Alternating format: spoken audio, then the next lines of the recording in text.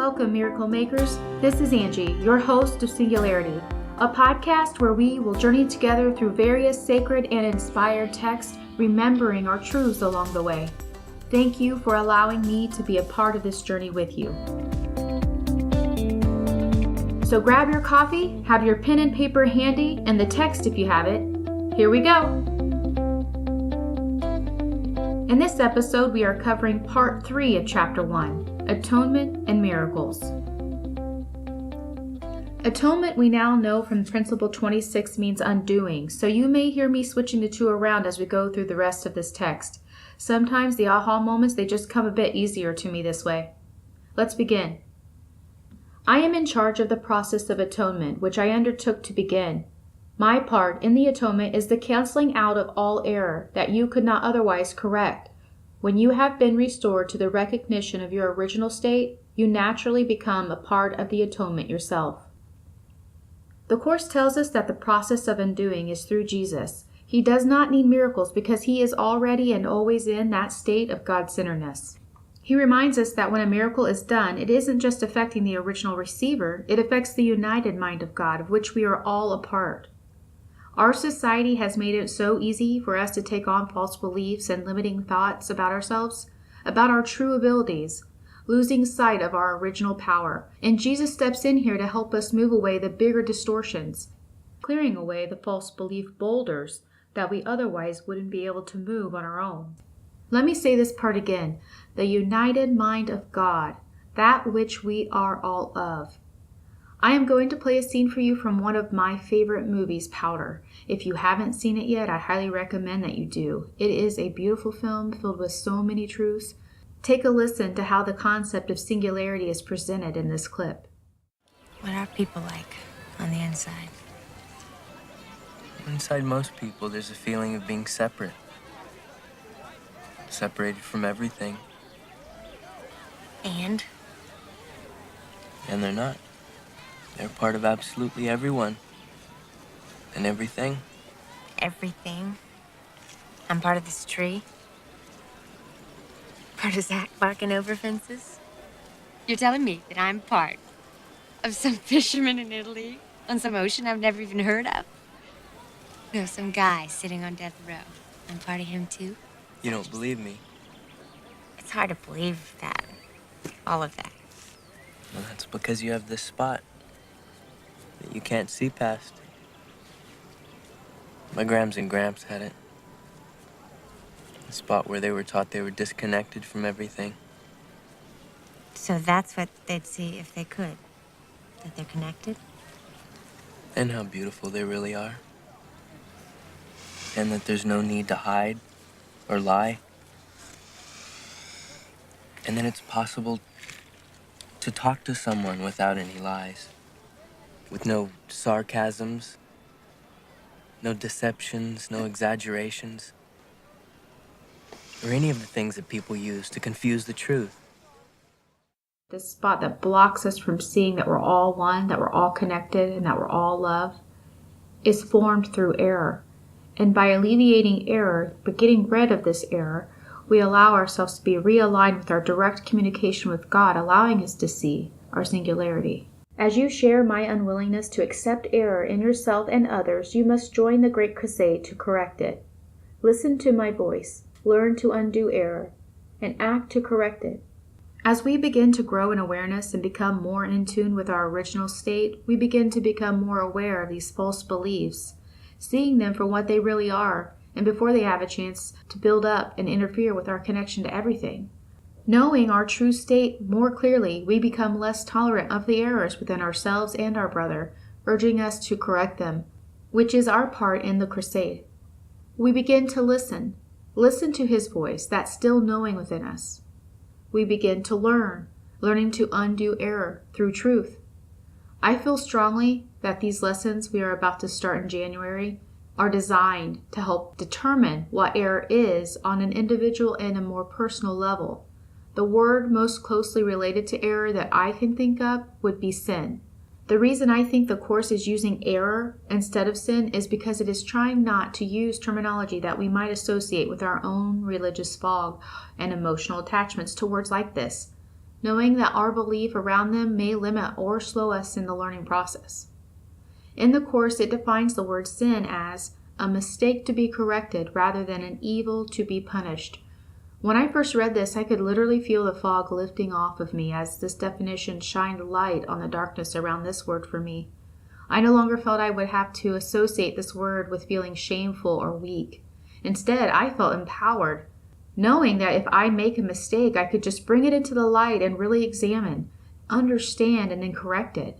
I also think that the chances of us repeating our mistakes would go down significantly now, with having a real chance to process it in the light of truth, making it a more permanent correction to the error. The power to work miracles belongs to you. I will provide the opportunities to do them, but you must be ready and willing. Doing them will bring conviction in the ability, because conviction comes through accomplishment. The ability is the potential, the achievement is its expression, and the atonement, which is the natural profession of the children of God, is the purpose. We now know to listen and learn. The last thing we can do to join the crusade in correcting error is to act. Again, the daily exercises in the workbook will do this. They are designed to help us undo error. So I am now very curious to A, learn what these errors are for myself, and B, what action or exercise will be assigned to it to strengthen the alignment with our original state. It is my belief that the workbook will be our undoing, that it will be our aid in atonement. The Course reiterates that atonement is the natural profession of the children of God. The power to work miracles belongs to you. Principle 7 tells us that miracles are everyone's right. Jesus says if we are ready and willing, then these opportunities will arrive. Doing miracles will give us a stronger belief in our ability to do them, so doing them brings belief. So the ability is our potential. Achievement is its expression. Atonement is the purpose. The forgiven are the means of the atonement. Being filled with Spirit, they forgive in return. Those who are released must join in releasing their brothers, for this is the plan of the atonement. Miracles are the way in which minds that serve the Holy Spirit unite with me for the salvation or release of all of God's creation. Miracles are the way in which minds that serve the Holy Spirit unite with me for the salvation or release of all of God's creation. This is the atonement cycle, when the forgiven return the forgiving. I think what the Course is really wanting from us here, especially in the beginning of the undoing or atonement, is that we must first forgive ourselves and remember and believe that we are lovable. In doing it in this order, the algorithm of love will naturally take its course through us so that we organically become more loving and empathetic to our brother. So I'm going to take a little time here to really let this part sink in for you, because I think that even though we live in a very ego, self-centered culture, we still have a world full of people who can't love themselves. What we need to not forget is that we are fearfully and wonderfully made. Today in our society, we have assigned guilt to loving ourselves. This is because we are viewing this love from a place of ego, as in loving yourself means in some way that you are better or more important than another. On some subconscious level, we know that we are all equal, so we struggle with loving ourselves in this way. But the Course is teaching us that if we love ourselves from a state of alignment, from a place of God-centeredness, there should be no guilt in that. Heaven and earth shall pass away means that they will not continue to exist as separate states. My word, which is the resurrection and the life, shall not pass away because life is eternal. You are the work of God, and his work is wholly lovable and wholly loving. This is how a man must think of himself in his heart, because this is what he is. Hear this mantra as I read it again from the text, and let it play over and over in your head until you remember it from that place of God-centeredness within you. You are the work of God, and his work is wholly lovable and wholly loving.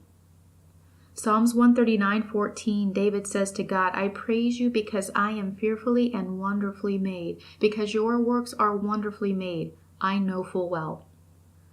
See yourself in this way also.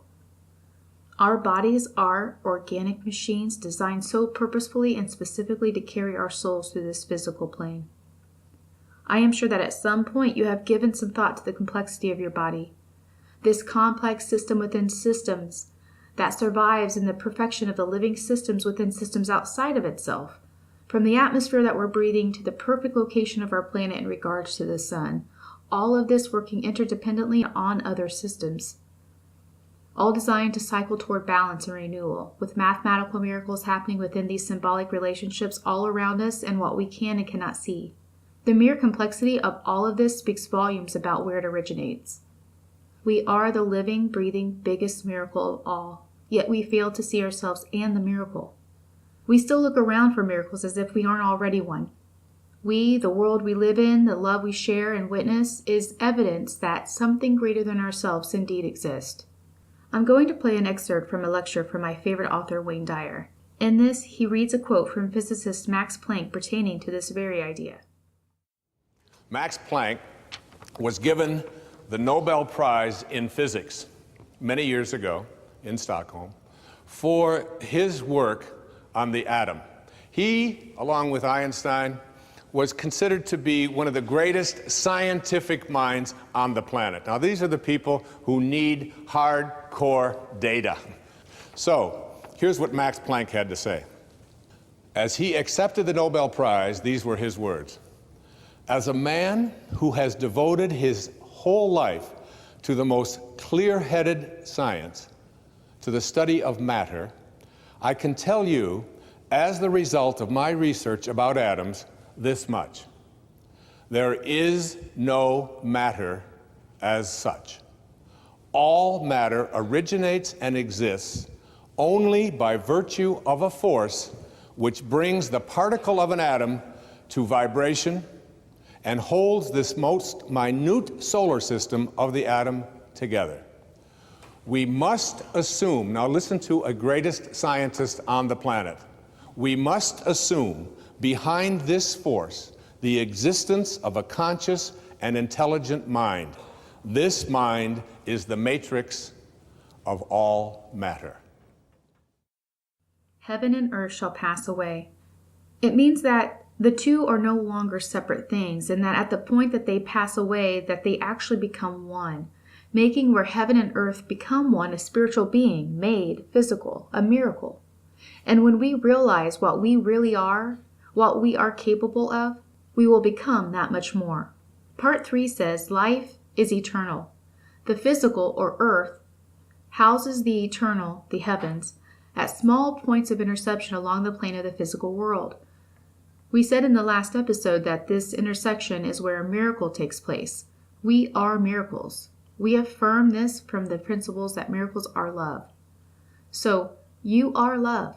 You are from love, and because of this, you are lovable. From this place, there is no ego, just love. Be okay with loving yourself, if not for this reason alone. In doing that, in loving yourself, miracles will flow through you. So listen, learn, and act. That's it. Error cannot really threaten truth, which can also withstand it. Only the error is actually vulnerable. You are free to establish your kingdom where you see fit. But the right choice is inevitable if you remember this. Spirit is in a state of grace forever. Your reality is only spirit. Therefore you are in the state of grace forever. Atonement undoes all errors in this respect and thus uproots the source of fear. The golden rule asks you to do unto others as you would have them do unto you. This means that the perception of both must be accurate. The golden rule is the rule for appropriate behavior. You cannot behave appropriately unless you perceive correctly.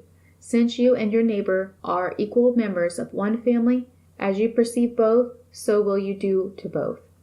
You should look out from the perception of your own holiness to the holiness of others. This tells us that sin or error is vulnerable to the truth, because truth corrects error. Atonement undoes all error, uprooting the source of fear.